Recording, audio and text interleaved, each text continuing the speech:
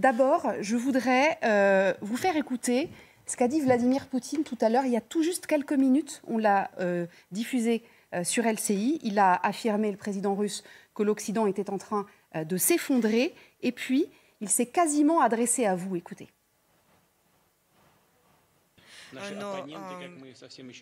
Nos adversaires opposés géopolitiques, comme nous disions avant, sont prêts à mettre sous le coup n'importe quel pays, créer une crise, provoquer une révolution de couleur ou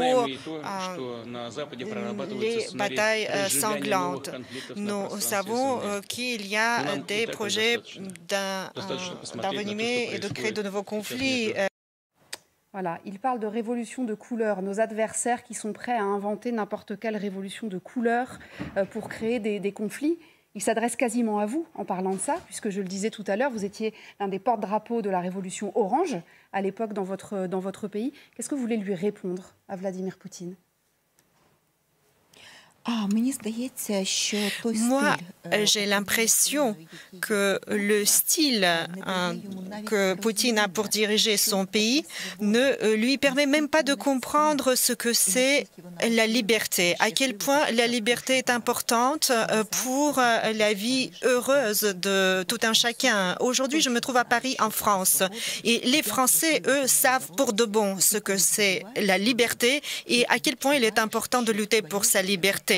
Et quand tu luttes pour ta liberté, tu comprends que ta vie et la vie de ton pays est réussie. Et les Ukrainiens, quand ils ont quitté l'Union soviétique, ils n'ont pas baissé les bras pour lutter contre toutes les dictatures post-soviétiques, contre toutes les conséquences de l'URSS. Nous avons toujours lutté pour notre liberté. Nous n'avons jamais arrêté. Et ceci est notre avancement pour notre liberté, la liberté qui conviendrait aux Ukrainiens. Aussi bien la révolution de la dignité en 2014 et la révolution orange en 2005, c'est notre parcours vers la liberté. Et nous parcourons ce chemin. Et la guerre que nous voyons maintenant, j'espère de tout mon cœur que ce sera la dernière épreuve et qui permettra de libérer le peuple de l'ancienne Union soviétique. Il n'y aura plus de chaînes qui nous tiendront. Alors, vous savez que Vladimir Poutine, demain, organise effectivement une grande cérémonie, manifestement, à Moscou, sur la place Rouge, et puis à l'intérieur du Kremlin. Et il va annoncer donc l'annexion de ces 4 oblasts dans lesquels il a organisé des votes qui ont été qualifiés de votes fantoches par la communauté internationale.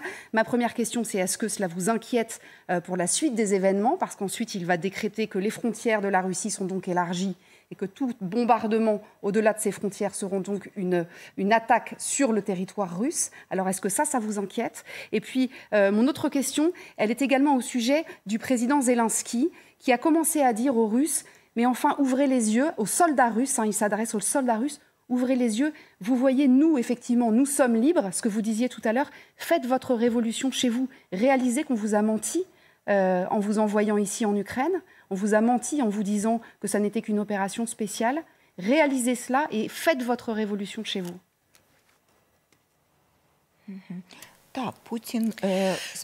Et oui, Poutine s'apprête de manière solennelle et sonore d'annexer les territoires temporairement occupés en Ukraine à son pays. Et vous me demandez quelle doit être mon attitude. Et si demain, il veut élargir les frontières de la Russie au système solaire, quelle sera l'opinion du système solaire? Le système solaire n'aura aucune opinion à ce sujet. Il mène la guerre contre nous. Ce qu'il s'apprête à faire demain, c'est de l'hystérie. L'hystérie suite à ce que l'armée ukrainienne et le peuple ukrainien ont libéré la région de Kharkiv.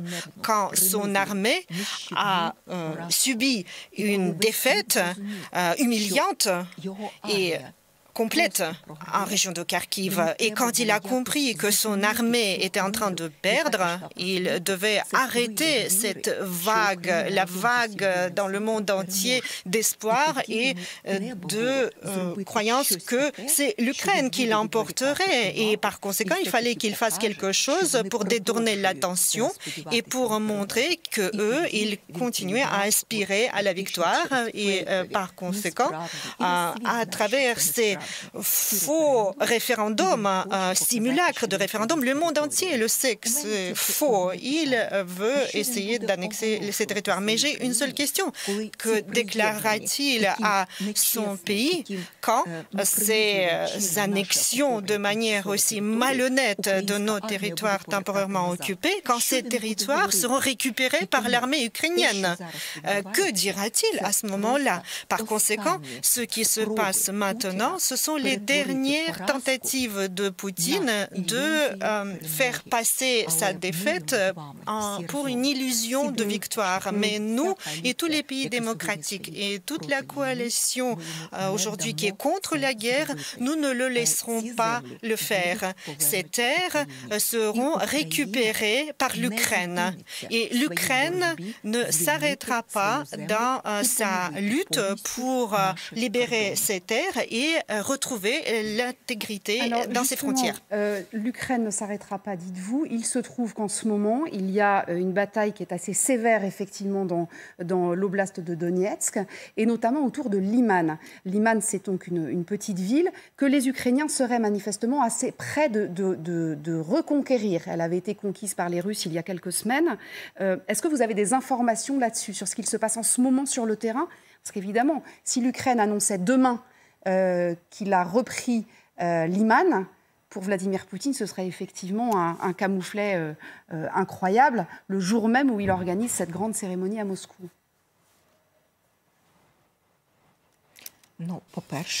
Eh bien, tout d'abord, nous sommes prêts à remporter la victoire à Liman. Et c'est très important. Et cette victoire arrivera. C'est bien si elle arrive demain, mais si elle arrive un petit peu plus tard, ce sera aussi très, très bien. Et en vérité, c'est non seulement Liman. Il est très important de savoir que le fait qu'il annexe ces territoires par mensonge, eh bien, ceci fait que pas à pas ces territoires redeviendront ukrainiens. Il ne pourra plus cacher sa défaite. Ce qu'il fait demain, c'est sa dernière tentative d'intimider le monde et de forcer l'Ukraine à un processus de négociation qui ne serait pas favorable pour, soi-disant, la paix. Ce sont ses derniers efforts pour maintenir la situation, mais en réalité, dans la conscience des Ukrainiens et des peuples du monde, la Russie a déjà perdu cette guerre. Et maintenant, une seule question se pose. Est-ce que Poutine ira loin et à quel point? Et ces intimidations à propos de l'arme nucléaire, qu'en sera-t-il? Quel sera le déroulé des événements? C'est là la question qui inquiète le monde beaucoup. Bien évidemment, et qui mobilise peut-être aussi l'Occident autour de l'Ukraine pour cela. Personne ne sait évidemment comment il réagira à tout cela. Vous disiez, Vladimir Poutine, il veut gagner et sans doute revenir à la table des négociations. On a vu Dmitri Peskov, le porte-parole du Kremlin, qui a dit cette semaine nous avons mandaté le Russe Erdogan pour effectivement reprendre les négociations. En l'état actuel des choses, vous dites quoi? Négociations possibles ou pas avec la Russie?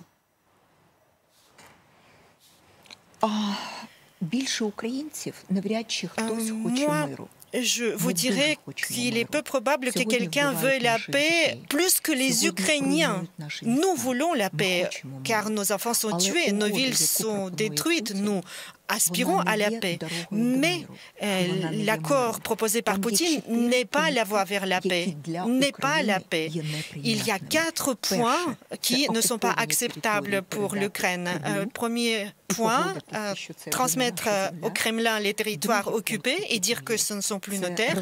Point numéro 2, c'est de désarmer unilatéralement l'armée ukrainienne. Personne n'acceptera de le faire. Point numéro 3, c'est de renoncer pensé à l'adhésion de l'Ukraine à l'OTAN et aujourd'hui nous voyons que s'il n'y a pas l'OTAN, cette guerre sera sans fin et il reviendra quelques années plus tard. Et point numéro 4, c'est la question humanitaire, car Poutine veut détruire la langue ukrainienne, la culture ukrainienne et les bases de la nation ukrainienne. Ce n'est pas l'accord de paix. Ce qu'il veut, c'est la capitulation de l'Ukraine. Et personne ne l'acceptera en Ukraine, ni un bébé, ni le président. Ces conditions ne sont pas acceptables. Par conséquent, le processus de paix, soi-disant initié par Poutine, est un faux processus. C'est son envie de forcer l'Ukraine à capituler sous la menace de l'arme nucléaire. Ça veut dire que cette guerre ne pourra se terminer que sur une victoire militaire. Votre président, Volodymyr Zelensky, dit il faut qu'on y arrive en 90 jours, 3 mois, d'ici Noël.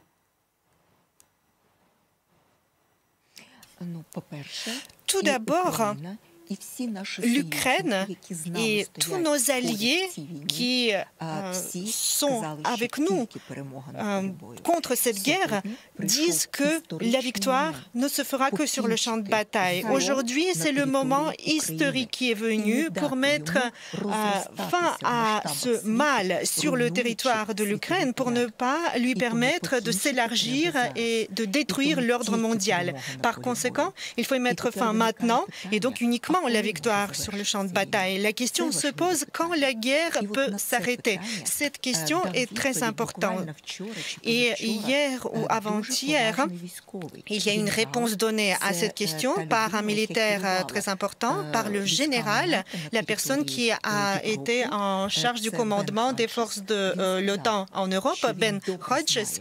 Il avait dit qu'il connaissait très bien le processus qui se déroule aujourd'hui en Ukraine, le processus militaire, et ce qu'il voit, il voit qu'avant la fin de la guerre, l'Ukraine retrouvera ses frontières administratives et avant le milieu de l'année prochaine, l'Ukraine récupérera la Crimée. Moi, je crois au pronostic de ce militaire très professionnel qui connaît très bien la situation, l'Europe, la Russie et la situation mondiale. Et je crois à ces paroles, car je crois à l'unité du monde démocratique, je crois en notre armée et je crois en notre peuple, car personne ne pouvait imaginer une telle résistance ukrainienne. Nous allons survivre, nous allons remporter la victoire ensemble, mais il nous faut les armes, les sanctions et notre unité. Alors, concernant les armes, les Américains ont annoncé une livraison pour plus d'1 milliard de dollars d'armes, et notamment des missiles HIMARS, 18 missiles HIMARS qui peuvent effectivement beaucoup aider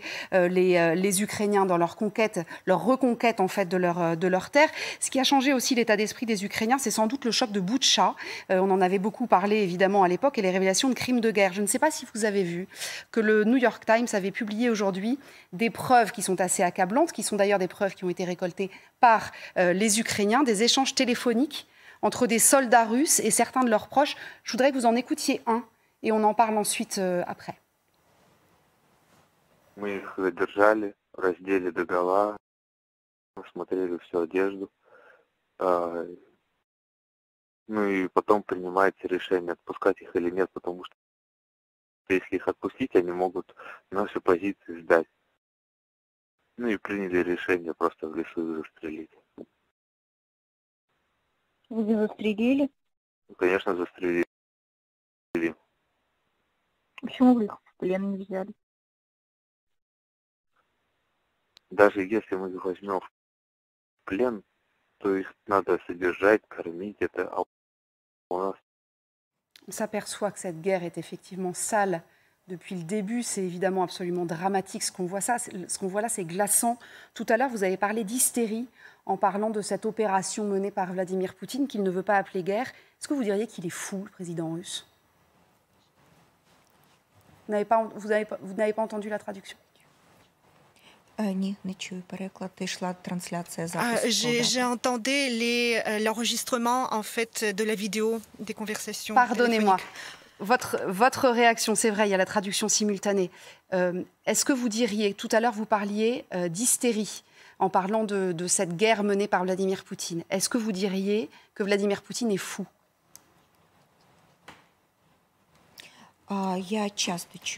Moi, j'entends cette question souvent, s'il est devenu fou. Moi, je peux vous dire qu'il a toute sa santé. Il n'est pas devenu fou.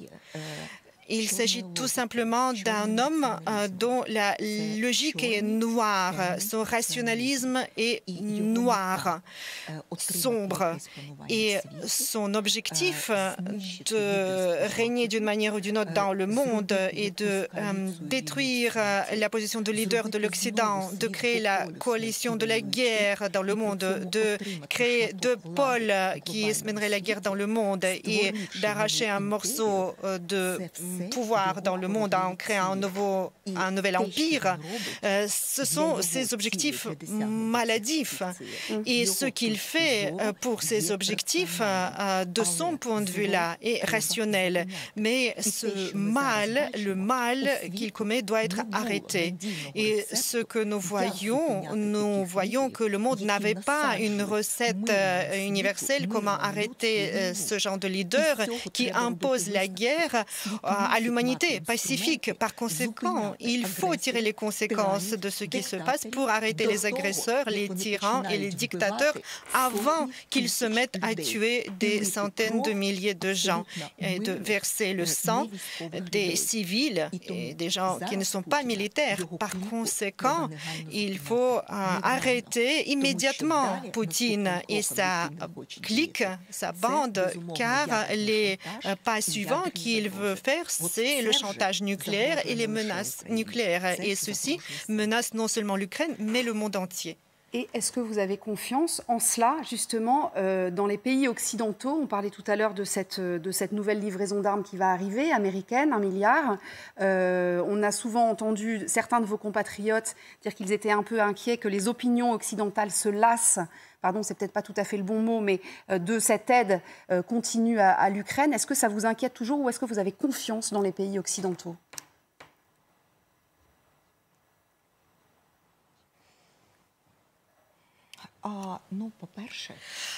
Tout d'abord, l'Ukraine a résisté et lutte aujourd'hui uniquement parce que le monde occidental a doté l'Ukraine des armes modernes, meilleures que celles de la Russie. Je tiens à remercier la France, car les obusiers César, les systèmes d'armes que vous nous avez fournis, sont une arme très puissante. Votre solidarité, votre soutien fait notre force. C'est la première chose que je voulais dire. Les armes arrivent et en quantité suffisamment importante. Par conséquent, l'Ukraine, avec vous, ensemble, commence à remporter la victoire maintenant. Mais vous avez très bien dit, en parlant de cette question, si les pays démocratiques occidentaux peuvent avoir cette fatigue de la guerre. Nous voudrions tous peut-être nous sentir fatigués de la guerre et l'Ukraine voudrait se sentir fatiguée de la guerre, mais ce n'est pas nous ni vous qui avons commencé cette guerre. Cette guerre est arrivée chez nous. Et si maintenant, sans fatigue aucune, en comprenant la responsabilité de tout un chacun, nous ne mettons pas fin à cette guerre, nous ne l'arrêtons pas, l'étape suivante pourrait frapper à la porte de n'importe quel foyer en Europe, en France, en Allemagne, en Italie. Ça n'a pas d'importance où exactement, car si une arme nucléaire tactique est utilisée contre l'Ukraine, ce sera une guerre nucléaire contre les pays de l'Europe également, malgré même le fait que ce ne serait pas une arme stratégique, mais une arme tactique. Donc nous n'avons pas le droit d'être fatigués. La fatigue signifierait la défaite du monde démocratique global. Ce sera un autre ordre mondial et ce seraient les règles de jeu qui nous seraient imposées, sans valeur, sans liberté, sans droits de l'homme, avec la réécriture des frontières. Donc, je fais cet appel à vous tous, à tous les Français qui m'entendent. Ne soyez pas fatigués, car la fatigue signifierait de s'endormir pendant la guerre, tandis qu'aujourd'hui, dans chaque pays, nous ressentons les conséquences de cette guerre entamée par le Kremlin. Donc il faudrait mettre fin à ce mal et ne pas mener des négociations pour essayer de l'apaiser. Toute dernière question, Yulia Tymoshenko. Vous êtes venue en Europe pour une mission humanitaire. Je disais tout à l'heure que vous étiez passée aux Nations Unies à Genève. Vous voulez alerter sur la situation des enfants ukrainiens. C'est bien ça. Vous en avez rencontré quelques-uns. J'imagine que ce sont des traumatismes profonds. Qu'est-ce qu'ils vous ont dit, ces enfants ? Eh bien, tout d'abord, il est vrai que je suis venue pour une mission humanitaire et je voudrais faire de sorte que le plan des réformes conduit par l'Ukraine aujourd'hui pour adhérer à l'Union européenne soit mis en œuvre avec le plus de qualité possible. Donc, nous avons aujourd'hui parlé aux représentants de l'Organisation mondiale du travail, avec les principaux syndicats pour mettre en œuvre les meilleures réformes possibles. Je rencontre aussi les réfugiés et je tiens à remercier la France pour l'accueil chaleureux des Ukrainiens. Il est vrai que nos enfants ont subi des traumatismes importants. Ils ont peur de tout bruit. Ils ont peur par moments de sortir dans la rue. Ils pleurent. S'ils entendent un bruit sonore, ils se jettent par terre et ils couvrent leur tête avec leurs mains, car ce sont les gens qui ont vécu la guerre, ce sont les enfants qui ont vécu la guerre. Mais nous croyons que vous les mettez à l'abri et vous allez leur donner cette possibilité de passer cette étape, de survivre, et ensuite ils pourront revenir en Ukraine. Nous allons reconstruire l'Ukraine avec les forces, toutes les forces du monde libre, et nous allons montrer que ces guerres doivent être arrêtées. Nous allons regarder à nouveau le système de sécurité dans le monde, car la guerre d'aujourd'hui est la conséquence du fait que le monde n'avait pas pensé à un système de sécurité qui protégerait tout pays démocratique. Les zones grises en dehors des règles de sécurité ou de protection ne devraient plus exister dans le monde. Seulement en unissant nos efforts, nous empêcherons toute nouvelle guerre dans le monde. Les Ukrainiens ont du mal. Nous saignons. Nous luttons pour chaque Européen. Nous luttons pour chaque personne dans le monde, car nous ne voulons pas de troisième guerre mondiale. Et nous sommes forts, et nous sommes optimistes, et nous avons cette foi en notre victoire. C'est très important. Merci infiniment, Yulia Tymoshenko, d'avoir accepté notre invitation sur l'antenne de LCI. Merci beaucoup. Votre message sera passé certainement. C'était important aussi pour nous de pouvoir vous recevoir et parler de tout cela. On se retrouve dans quelques instants pour les experts. Merci infiniment.